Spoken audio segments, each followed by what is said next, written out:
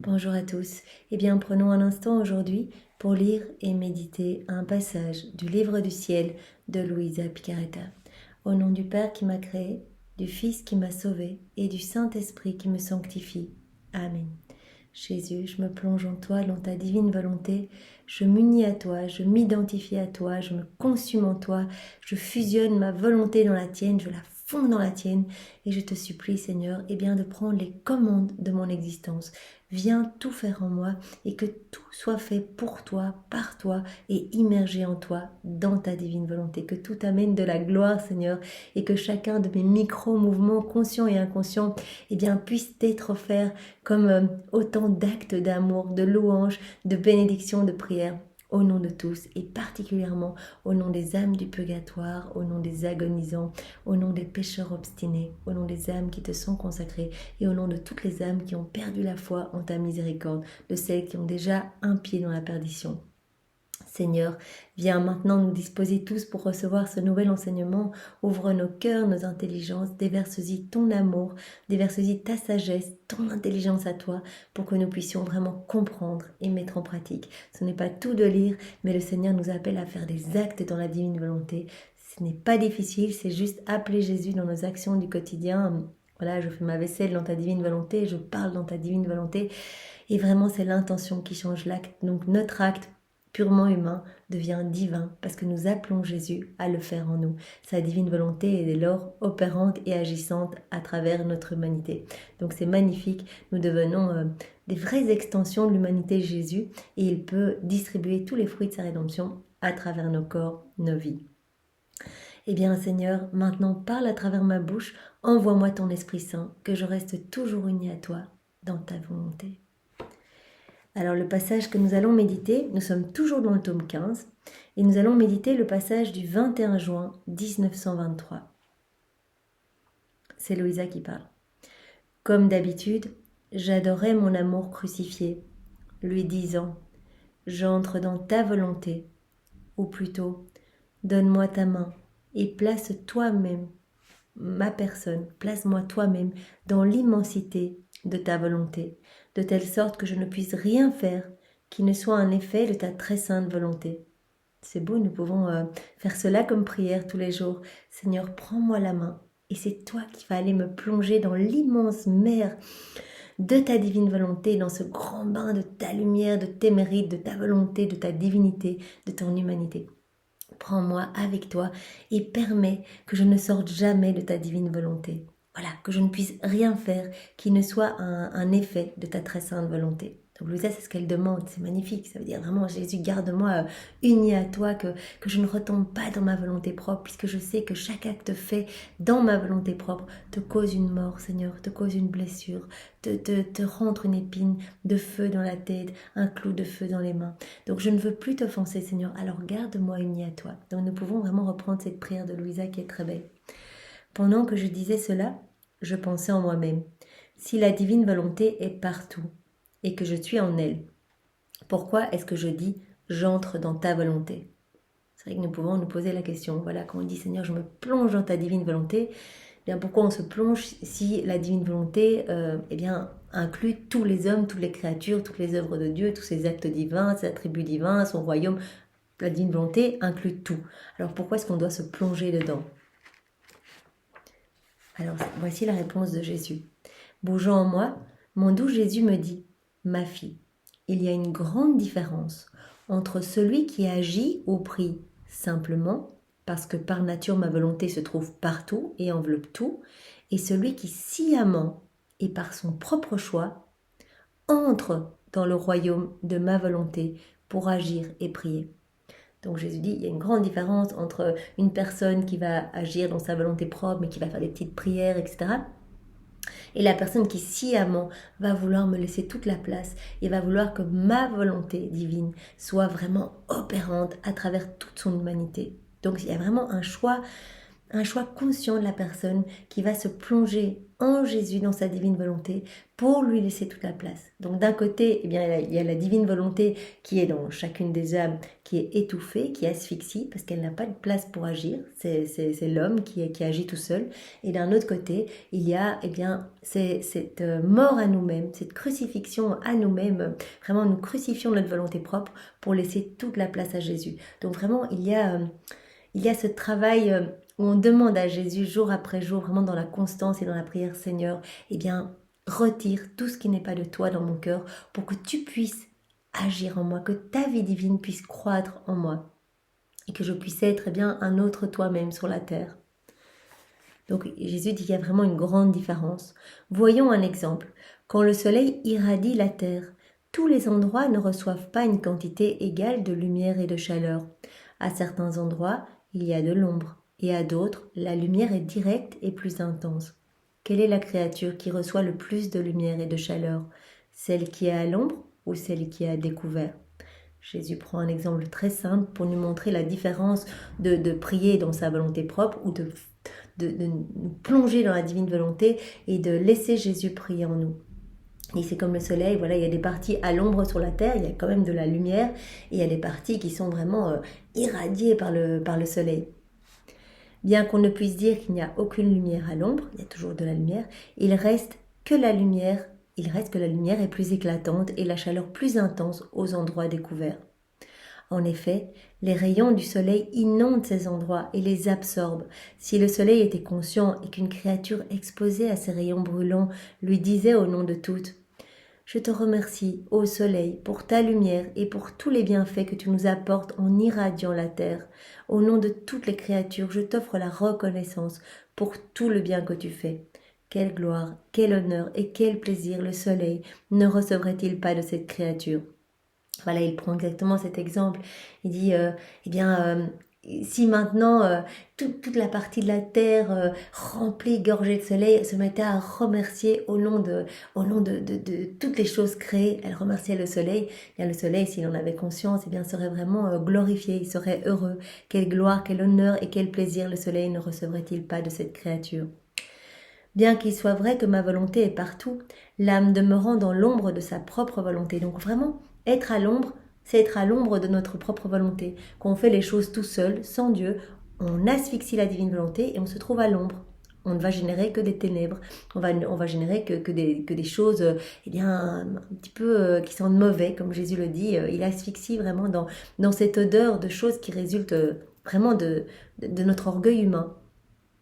Tandis que voilà, se laisser dépouiller par le Seigneur, c'est vraiment recevoir sa lumière et la laisser resplendir à travers toute notre personne pour la laisser s'écouler sur nos frères et sœurs. Et on sait que ça va toucher toutes les âmes de toutes les générations. Donc l'âme demeurant dans l'ombre de sa propre volonté ne peut pas expérimenter l'intensité de la lumière de ma volonté, ni sa chaleur, ni tous ses bienfaits. Voilà. Si on est dans nos volontés propres, il n'y a plus de place pour Jésus. Si on remplit notre âme de la noirceur de nos petites actions, on fait tout seul, Jésus n'a pas la place. Il n'a pas la place, il voudrait tout nous donner, il voudrait venir vivre en nous, faire tout en nous. Mais si on ne lui donne pas cette autorisation, il le dit à Louisa: je suis comme paralysée dans les cœurs, je ne peux absolument rien faire.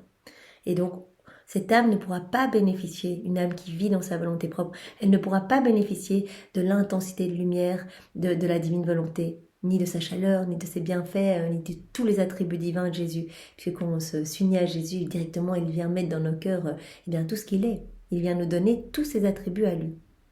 Par contre, donc l'âme qui entre dans ma volonté fait disparaître l'ombre de sa propre volonté. Donc vraiment, l'ombre dans cet exemple, c'est vraiment l'ombre de notre volonté. Ainsi, la lumière de ma volonté brille sur cette âme, l'enveloppe et la transforme en elle-même. On est complètement transformé. Quand on s'unit à Jésus, quand on se plonge régulièrement dans sa divine volonté, toute notre vie change. Nous sommes profondément purifiés. C'est pas nous tout seuls, nous ne sommes que misère, nous chutons continuellement, c'est impossible. C'est vraiment Jésus qui opère ce travail. Il le dit à Louisa: je viens gommer vos imperfections. Je transforme tout en lumière, je m'occupe de tout. Il me suffit juste de votre oui, de votre fiat, que ta volonté soit faite, Seigneur, sur ma vie, et je m'occupe de tout. Donc c'est absolument magnifique. Et donc sa volonté va briller sur nous, en nous, partout. Elle va nous envelopper, nous transformer complètement.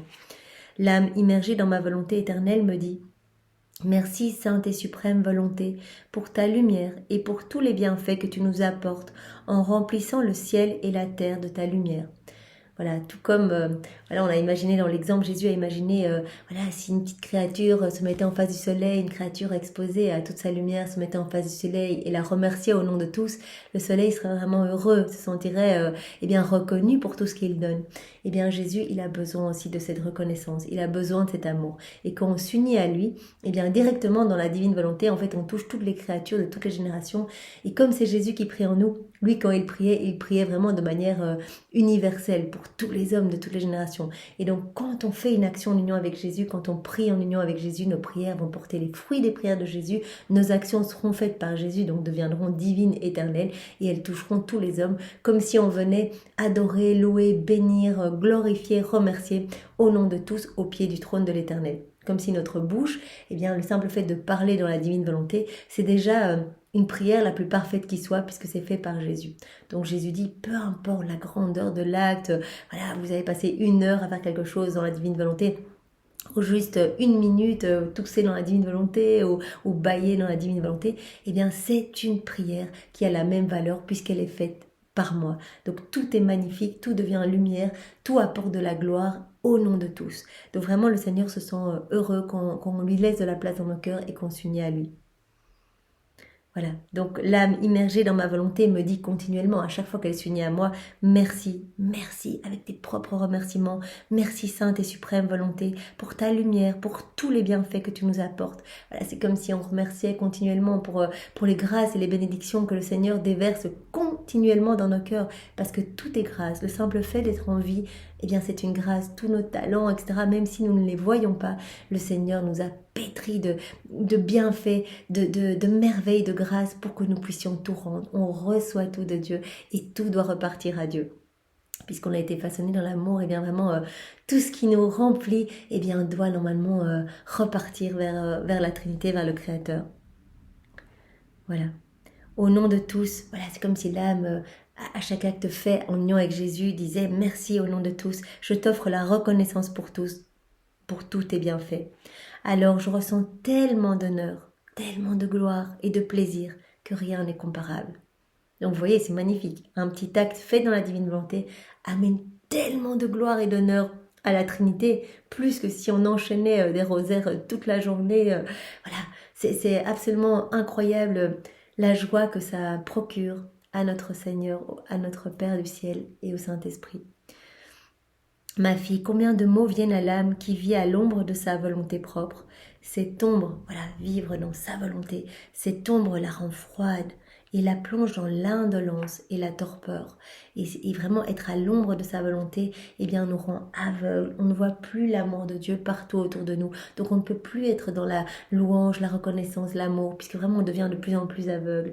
Donc vraiment, quand on laisse Jésus vivre en nous, eh bien, tout se nettoie, tout se purifie, nos yeux s'ouvrent, on peut être ébloui par cet amour inconditionnel, par la miséricorde de Dieu qui est infinie, un abîme de miséricorde. Et donc vraiment, au plus on va s'unir à Jésus, au plus on va être gorgé de sa lumière et rempli de son amour qui va pouvoir se déverser et bien sur tous les hommes. C'est le contraire donc pour l'âme qui vit dans la lumière de ma volonté. Donc elle ne connaîtra pas la torpeur, l'indolence, l'endormissement dans la nuit de l'épreuve, etc. Au contraire, au plus on va s'unir à Jésus, au plus on va ressentir son amour, au plus notre vie va vraiment se construire, se reconstruire autour de Jésus. Vraiment, il va devenir notre pilier, notre bien, notre tout. Et finalement, toutes les choses du monde, les choses un peu plus futiles vont perdre complètement en importance. Eh bien Seigneur, merci pour ce magnifique enseignement. Donne-nous cette grâce de la vie dans la divine volonté, puisque vraiment tu nous as mis l'eau à la bouche par cet enseignement. Eh bien que nous puissions vraiment irradier de ta propre lumière, que nous ne puissions pas nous cacher dans les ténèbres de nos volontés propres. Vraiment, aide-nous à ne jamais quitter ta divine volonté. Enchaîne-nous avec les 12 chaînes de ton amour et vraiment avec ce lien indissoluble qui t'unit au Père et au Saint-Esprit. Eh bien, attache-nous avec ce même lien, attache notre cœur à ton cœur, Seigneur. Vraiment que nous puissions être des sources de réconfort pour toi et que tu puisses être la sentinelle de tout ce que nous allons faire, Seigneur, que tout soit pour ta gloire. Je vous propose de continuer avec le passage suivant, celui du 28 juin 1923. C'est Louisa qui parle. Je pensais à l'immense amour de mon doux Jésus. Il me fit voir toutes les créatures unies en un réseau d'amour et me dit « Ma fille, en créant l'homme, j'ai déposé beaucoup de semences d'amour dans son intellect, dans ses yeux, dans sa bouche, dans son cœur, dans ses mains, dans ses pieds. Quand l'homme a été créé, il était gorgé d'amour. Tout a été rempli de l'amour divin. Son intelligence, sa mémoire, tout a été... Donc l'homme était imbibé d'amour, imbibé de divin.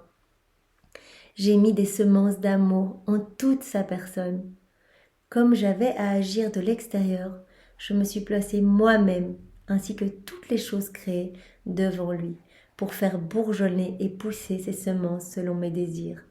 Donc Jésus a placé des semences de son amour infini dans nos cœurs, dans nos intelligences, dans nos mains, dans nos pas. Donc nous avons été remplis et façonnés vraiment avec ces semences d'amour. Et il s'est placé à l'extérieur pour mettre son amour partout autour de nous. Donc vraiment nous submerger de son amour. Donc de l'intérieur et de l'extérieur. Et de l'extérieur pour que vraiment nous remplis d'amour, on voit tout cet amour et on a envie d'être dans cette réciprocité d'amour. On a envie de prendre cet amour extérieur qui rencontrerait c'est tout cet amour intérieur et donc tout repartirait alors vers notre Créateur. Donc vraiment Jésus nous appelle à cette harmonie d'amour, à cette réciprocité d'amour. On s'émerveille autour de nous, on prend cet amour et vraiment on le laisse macérer partout à l'intérieur de nous et on le rend avec nos je t'aime. Au nom de tous. Semé par un Dieu éternel, ces semences sont éternelles. Donc voilà, l'homme a reçu toutes ces semences d'amour éternel, puisque voilà, semées par Dieu, elles sont divines et éternelles. Ainsi, l'homme a en lui un amour éternel. Nous avons tous, donc maintenant même si nous nous sentons les plus gros des pécheurs, vraiment nous avons l'impression que notre vie est inutile, qu'on fait du mal à tout le monde autour de nous, nous avons été conçus dans l'amour et nous avons ces semences d'amour éternel en nous. C'est incroyable. Donc nous sommes remplis de l'amour divin en nous. Un amour éternel est toujours à la recherche d'un retour d'amour éternel. J'ai voulu être à l'intérieur de l'homme comme une semence et au dehors de lui en tant qu'ouvrier afin de faire pousser en lui l'arbre de mon amour éternel. Jésus a voulu nous envelopper d'amour partout autour de nous et nous remplir d'amour. Donc nous sommes remplis d'amour, nous avons ces semences d'amour et il est autour de nous pour vraiment s'occuper de ces petites semences pour qu'elles puissent pousser et devenir un bel arbre d'amour en nous. Quel bénéfice l'homme retirerait-il d'avoir des yeux pour voir s'il ne disposait pas d'une source externe de lumière permettant à ses yeux de voir? Donc Jésus prend un exemple pour nous montrer que c'est important d'avoir ces semences d'amour en nous, mais aussi qu'elles soient partout autour de nous. Il en est de même par exemple pour l'esprit, s'il n'a pas les mots pour exprimer sa pensée, son intellect est sans fruit, et ainsi de suite. Donc il faut vraiment, il faut les deux. Il faut cet amour partout, à l'extérieur et à l'intérieur. J'aime tant l'homme que non seulement j'ai déposé en lui la semence de mon amour éternel, mais je l'ai soumis aux vagues externes de ce même amour éternel, répandu dans toute la création. Ainsi, en brillant dans ses yeux, le soleil lui apporte des vagues de mon amour éternel. Si on regarde le soleil, on peut voir l'amour de Dieu pour nous. Sa chaleur, on peut dire, mais comme Dieu est bon, il vient vraiment nous réchauffer avec son amour. S'il prend de l'eau pour étancher sa soif ou de la nourriture pour satisfaire sa faim, ces denrées lui apportent des vagues de mon amour éternel. On va boire l'eau et cela va vraiment étancher notre soif. On peut dire, mais comme Dieu est bon, comme Dieu est rafraîchissant, quand on va prendre de la nourriture, Jésus permet que cette nourriture nous rassasie. Et donc son amour est vraiment partout. En lui fournissant un appui pour ses pieds, la terre ferme lui apporte des vagues de mon amour éternel. Donc l'amour de Dieu est vraiment partout. Il suffit de se balader dehors pour se rendre compte. Les chants d'oiseaux sont autant de je t'aime de Jésus pour chacun de nous. Les feuilles qui bougent. Tout doit nous rappeler l'amour divin pour chacun de nous. Il en va de même pour la fleur qui donne aux hommes eh bien, son parfum, ou le feu qui lui donne sa chaleur. Tout lui apporte des vagues de mon amour éternel. Je travaille à l'intérieur et à l'extérieur de l'âme pour tout mettre en ordre, pour tout confirmer, pour tout sceller. Je lui manifeste ainsi mon amour éternel pour qu'elle puisse m'offrir un retour d'amour éternel. Donc vraiment, nous sommes gorgés de l'amour de Dieu, nous avons été façonnés dans l'amour, il y a l'amour de Dieu partout pour que nous puissions eh bien, nous réjouir de cet amour, vraiment être éblouis par cet amour et vouloir remercier, vouloir le prendre et le redonner. Vraiment, c'est ça. Vraiment, Jésus nous parle tout le temps, dans chacun des passages, presque. Il nous parle de cette réciprocité d'amour. Voilà, Adam, il était dans cette réciprocité parfaite d'amour. Il rendait l'amour. Il était gorgé de tout ce qu'il y avait de plus beau. Il était gorgé de divin, la divine science, la divine connaissance, la divine volonté. Il recevait tout et les débordements de cet amour repartaient vers le ciel. Vraiment, et la Trinité était super contente. Vraiment, elle se sentait glorifiée par cette harmonie entre le ciel et la terre. Donc je travaille à l'intérieur et à l'extérieur de l'âme pour tout mettre en ordre, tout confirmer, tout sceller. Je lui manifeste ainsi mon amour éternel. Pourquoi ? Pour qu'elle puisse m'offrir un retour d'amour éternel. Donc la Trinité a besoin de notre amour. C'est pour cela que Jésus dit, mais ma plus grande souffrance, c'est le manque de réciprocité d'amour. Cette souffrance-là, Jésus dit, c'est ma passion éternelle. Ce sont les termes qu'il utilise, même si on sait que cette passion s'arrêtera à la fin du monde. Il parle de passion éternelle, tellement c'est une souffrance continuelle de voir bien ces enfants qui ne l'aiment pas, qui lui tournent le dos malgré les grâces, les bénédictions. Les enfants sont froids, indifférents, ne veulent pas de l'amour de Jésus, le rejettent, l'étouffent, bafouent eh bien, sa tendresse, ne lui donne pas une miette d'attention. Et donc Jésus dit, eh bien ça, c'est terrible. Et par rapport à la passion dont on peut avoir connaissance à travers les évangiles, voilà, la crucifixion de Jésus, son chemin de croix, sa couronne d'épines, voilà, toutes ces tortures vraiment qu'il a reçues en sa chair, eh bien, il a dit, mais ça, les 24 dernières heures de ma vie, ça n'a été qu'une paille, qu'une ombre par rapport à ce que j'ai souffert à l'intérieur par tous ces manques de réciprocité d'amour, toutes ces souffrances morales, à chaque fois qu'un homme ne veut pas de moi, à chaque fois qu'il fait un acte dans sa volonté propre, cela me défigure, cela me fait souffrir atrocement, cela me cause une mort. Donc vous imaginez, voilà, on est là, on voit un voisin qui se garde devant chez nous, on dit ah c'est trop énervant ce voisin, et donc on ne pense pas à Jésus, on s'énerve un petit peu, etc. Une mort pour Jésus. Donc c'est très très important de prendre conscience et bien que, voilà, de mettre vraiment, de mettre une garde à nos lèvres, de demander que Jésus soit vraiment la sentinelle de nos lèvres, de nos pensées, de nos battements de cœur, de nos actions. En fait, lui laisser toute la place pour être sûr de ne plus l'offenser. Parce que c'est tellement facile de glisser dans les choses du monde, voilà, des personnes qui commencent à critiquer, ne fût-ce que écouter, on est déjà en train de faire souffrir Jésus, en train de vraiment de le crucifier. Si on ne défend pas la personne qui est persécutée, c'est Jésus qu'on persécute. Donc c'est vraiment important et Seigneur, nous te demandons cette grâce de pouvoir avoir cette conscience super aiguisée de tout ce qui t'offense et de pouvoir, eh bien, avant de nous tomber dans le péché, avant de sortir de ta divine volonté, eh bien, que nous puissions nous en rendre compte et vite eh bien, nous offrir à toi, nous consacrer à toi et au cœur de ta maman, au cœur immaculé de Marie. Et que nous puissions eh bien, te demander pardon, revenir vite et nous enchaîner à toi pour ne plus t'offenser, Seigneur. Vraiment, donne-nous cette grâce d'être continuellement unis à toi et de vivre vraiment ce dernier niveau de vie dans ta divine volonté, vraiment ce 4e niveau où nous allons être remplis uniquement de toi. Voilà. Dépouille-nous de tout, Seigneur. Nous ne voulons rien d'autre que toi. Et voilà, ce que nous prenons comme temps tous les jours, eh bien, c'est vraiment un gage de notre amour pour toi. Nous avons tous des choses à faire, Seigneur, mais nous sommes là pour approfondir, pour digérer tous ces enseignements que tu nous donnes, puisque tu nous dis que chaque connaissance, chaque vérité, eh bien, est une douche de lumière pour notre âme, que notre âme va s'ouvrir de plus en plus eh bien, à cette grâce de la vie, de la divine volonté, qu'à chaque fois, il y a quelque chose qui se produit. Tu prononces ton fiat sur notre âme à chaque fois que nous recevons une nouvelle vérité. Et donc, il y a ton pouvoir créateur qui agit dans notre cœur, mais pas que dans notre cœur, dans tous les cœurs, puisque nous savons qu'il y a vraiment, cette dans la divine volonté, ce pouvoir de multiplier à l'infini tous les moments que nous prenons en union avec toi. Alors Seigneur, vraiment, garde-nous unis à toi continuellement. Toute la création est capable de m'aimer avec un amour éternel, parce qu'elle emporte la semence. Voilà, toute la création, toutes les plantes, les arbres, les oiseaux, eh bien toute la création vit dans la divine volonté. Il y a cette semence d'amour et vraiment ils répondent tous au plan de Dieu. Voilà, après un hiver, eh bien, les arbres poussent, il y a les bourgeons, les petits oiseaux, ils savent exactement quand faire leurs provisions, quand pour certains animaux, quand hiberner, etc.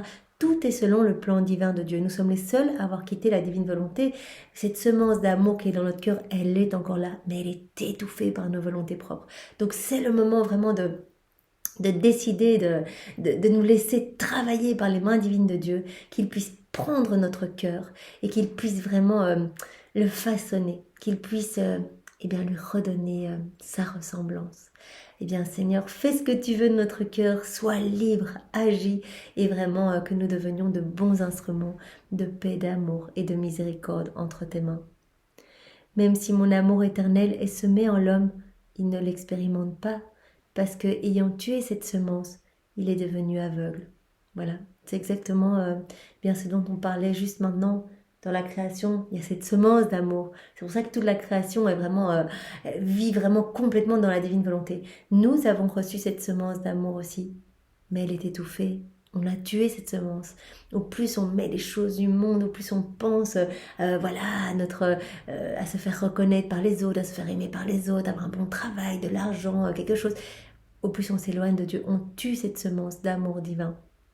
Et on devient aveugle. S'il brûle, il ne sent pas la chaleur. Donc même si on reçoit la chaleur du soleil, on ne va pas penser à avoir l'amour de Dieu à travers cette chaleur. On ne remerciera pas. Pour nous, voilà, c'est un tout d'un dû, voilà, c'est chouette, il y a le soleil, voilà. S'il mange et s'il boit, il ne sera pas revigoré et n'étanchera pas sa soif. Car là où la semence a été étouffée, il n'y a pas de fécondité. Donc il n'y a pas de vie divine qui peut croître en nous si on a étouffé la semence de l'amour éternel, de l'amour divin en nous. Donc c'est le moment, le Seigneur nous dit aujourd'hui, mais moi je veux que cette semence porte du fruit et je veillerai vraiment, je serai là, je serai, comme il avait utilisé ce terme, eh bien je serai comme un petit jardinier, un petit ouvrier à l'extérieur de vous pour faire pousser cette semence. Et vous allez porter de beaux fruits pour moi, je vais m'occuper de tout. Mais faites-moi confiance, en fait, c'est une histoire de confiance. Soit on s'abandonne entre les mains de Dieu, on prend tout comme venant de ses mains et on le remercie, on est heureux et on vit vraiment en union avec Jésus, on le laisse faire tout en nous. À ce moment-là, il s'occupe de tout, il retire les mauvaises choses et hop, il y a quelque chose de beau qui va arriver. Ou alors on dit non, Jésus, moi je fais pas confiance, je gère tout seul, et à ce moment-là, il n'y a aucune fécondité qui pourra résulter de notre vie. Rien. Tout ce qui va porter, on aura l'impression, on va gagner un petit peu d'argent, mais on ne l'emmènera pas avec nous. Donc, il faut travailler maintenant à la beauté de notre âme, parce qu'ici, on n'est qu'en pèlerinage. Vraiment, notre vraie patrie nous attend, et vraiment, nous n'avons que cette vie pour aimer, pour glorifier, pour bénir, pour réparer au nom de tous, vraiment, il y a moyen de tout faire dans la divine volonté, c'est absolument incroyable. On peut aller n'importe où avec Jésus, on retourne dans le temps, on vient, il y a 2000 ans, on vient près de Jésus, on le prend dans les bras, on l'embrasse, on l'accompagne quand il guérit les malades. On vient placer tous les hommes malades dans leur volonté propre eh bien, au pied de Jésus pour qu'ils reçoivent vraiment quelque chose, une grâce particulière pour que leur cœur s'ouvre et qu'ils puissent s'ouvrir eh bien, à ce cadeau de la vie dans la divine volonté. On peut tout faire, donc c'est absolument magnifique. Et il suffit d'en avoir l'intention pour que cela soit fait. Seigneur, j'ai l'intention de te couvrir de tout l'amour, de toutes les prières, de tous les saints de tous les temps. Je te les offre, voilà, je vais les chercher maintenant, toutes les prières, tous les Je te salue Marie, tous les gloires au Père, tous les Notre Père. Voilà, je prends tous ces actes d'amour de tous les saints de tous les temps, voilà, toutes les âmes qui sont mortes, martyrs par amour pour toi. Je prends tout dans ta divine volonté et je t'offre tout maintenant. Et même, je vais t'offrir tout à chaque battement de mon cœur. Je veux que chaque battement de mon cœur soit cette même offrande, unie à ton amour à toi, à tous les actes d'amour que tu as placés dans la création, dans la rédemption, dans la sanctification, tous les actes d'amour de ta maman depuis sa conception jusqu'à son assomption, l'amour du Père, l'amour de l'Esprit Saint. Et que chaque battement de mon cœur, eh bien, soit ce flot d'amour continuel vers toi, de ma conception, pour monter longtemps, depuis ma conception jusqu'à ma mort. Je veux vraiment que tout soit amour, louange, adoration pour toi. Et je veux le faire au nom de tous, parce que j'entends réparer bien toutes ces offenses que tu reçois continuellement. Donc je veux placer ce petit baume d'amour sur chacune de tes plaies, Seigneur. Voilà, vous pouvez tous le faire. Le fait de le vouloir, c'est fait. Jésus l'a reçu et il le recevra, voilà, jusqu'à notre mort, chaque battement de cœur. Et nous pouvons dire également chaque mouvement conscient, inconscient, chaque pas, chaque battement de cils, chaque respiration, chaque souffle. Nous pouvons mettre nos je t'aime unis au je t'aime de Jésus, nos adorations, nos louanges, dans tout ce que nous faisons. Et Jésus reçoit directement tout. Nous pouvons prendre tous les baisers de Saint-Joseph et les lui offrir. Hop, il les reçoit. Donc c'est vraiment magnifique. Et donc le Seigneur nous appelle à parler de la divine volonté, voilà, pour qu'il y ait beaucoup d'âmes qui reviennent à lui et qui puissent se réjouir de ce prodige, voilà, qui est en train de se répandre. Moi, je vois de plus en plus de personnes qui s'ouvrent à la divine volonté et c'est magnifique. Et Seigneur, eh bien, une fois de plus, au nom de tous, nous te demandons que ta divine volonté soit faite sur la terre comme au ciel. Que ta volonté soit faite, Seigneur. C'est ce que nous voulons et vraiment nous te rendons gloire. Au nom du Père et du Fils et du Saint-Esprit. Amen. Soyez tous bénis et passez une belle après-midi dans la divine volonté de Jésus. Au revoir.